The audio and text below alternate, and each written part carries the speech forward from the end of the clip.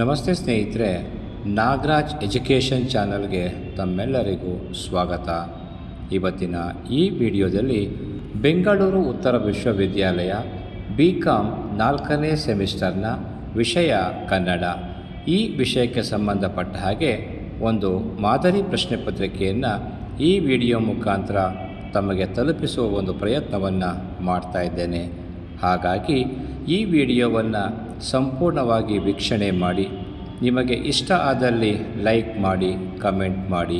ಹಾಗೆ ಮೊದಲನೇ ಬಾರಿಗೆ ನಮ್ಮ ಚಾನಲನ್ನು ನೋಡ್ತಾ ಇದ್ದರೆ ದಯವಿಟ್ಟು ತಪ್ಪದೆ ಸಬ್ಸ್ಕ್ರೈಬ್ ಮಾಡ್ಕೊಳ್ಳಿ, ಹಾಗೆ ನಿಮ್ಮ ಸ್ನೇಹಿತರಿಗೆ ಶೇರ್ ಮಾಡಿ ಅಂತ ಹೇಳಿ ಈ ಮೂಲಕ ತಮ್ಮಲ್ಲಿ ಕೇಳ್ಕೊಳ್ತೇನೆ.